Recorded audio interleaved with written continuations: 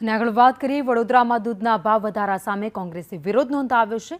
Baroda dairy પાસે થાળી વાટકી લઈને પહોંચ્યા હતા અને ખખડાવી વિરોધ કર્યો। કોંગ્રેસે ડેરી બહાર ભાજપ વિરોધી સૂત્રોચ્ચાર પણ કર્યા। ગરીબ મધ્યમ વર્ગનું બજેટ ખોરવાયું હોવાના આક્ષેપ કર્યા છે। આજે दूधની વાત કરીએ તો લીટરે 2 રૂપિયાનો વધારો કર્યો છે। ગરીબ અને મધ્યમ વર્ગ એક બાજુ મોંઘવારીથી પીસાઈ રહ્યો છે। दूधની ભરેલી થેલીઓ તો મોંઘી થઈ ગઈ તો ખાલી થેલી લઈને આ સિમ્બોલિક પ્રદર્શન કરવા નીકળ્યા છે। એક મેસેજ આપવા માંગીએ છીએ। અત્યારે નથી ઘાસચારાના ભાવ વધ્યા, નથી પેટ્રોલ ડીઝલના વધ્યા, તો બરોડા ડેરીમાં બધી ડેરીમાં ચૂંટણી આવી રહી એટલે ભાવ વધારો થઈ રહ્યો છે।